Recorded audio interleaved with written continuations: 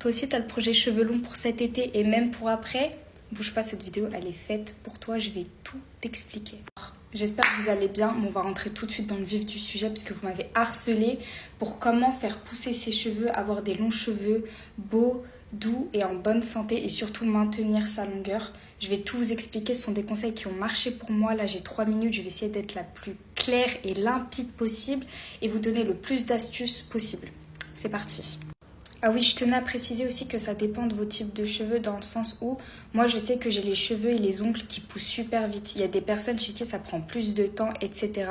Mais en tout cas, les conseils que je vais vous donner, ça va stimuler la pousse du cheveu et ça va vous faciliter à les avoir plus longs, plus rapidement.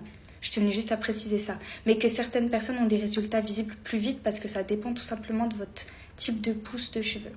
Alors le premier conseil que je puisse vous donner et que pour ma part, je pense que ça a joué énormément, c'est vraiment éviter les colorations.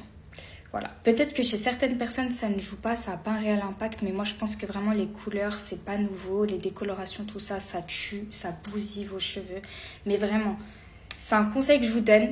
Appliquez-le ou non, c'est comme vous le souhaitez. Mais je pense que même les conseils que je vais vous donner après, ça va fonctionner pour vos cheveux. C'est rattrapable, c'est sauvable, ils peuvent pousser avec une couleur. Mais je sais que les couleurs, vraiment, ça fatigue le cheveu, ça l'abîme. Et avec le temps, c'est plus difficile de faire pousser en fait des cheveux sur des pointes et des longueurs déjà abîmées et asséchées. C'est beaucoup plus difficile. Donc vraiment, les couleurs à bannir, évitez un maximum. Vraiment, les filles, c'est trop important. Ensuite, je dirais faites des tresses. Parce que les tresses, ça a été prouvé que ça active la pousse du cheveu. Les tresses, ça marche. Moi, je sais que... Peut-être que c'est grâce à ça que mes cheveux poussent aussi vite.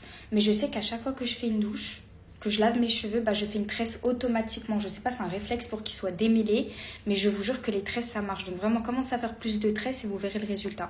Ensuite, je dirais éviter les chaleurs. Après, moi, je suis pas un exemple parce que voilà, toute ma vie, je me lisse les cheveux au steam pod.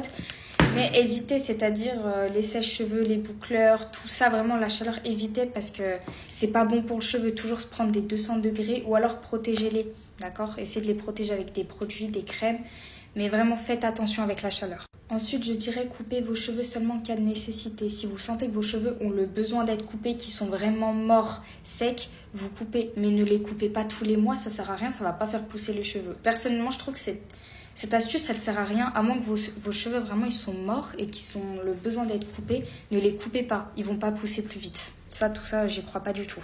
Ensuite, je dirais que les bains d'huile, c'est super bien pour les cheveux, mais faites pas n'importe quel bain d'huile. Je sais que l'huile de ricin, c'est bien, mais n'en faites pas trop souvent non plus. Oula, j'ai 10 secondes et le dernier conseil que je puisse vous donner, faites des massages crâniens. Parce que ça active la pousse du cheveu et le bulbe et du coup, ça fait pousser le cheveu.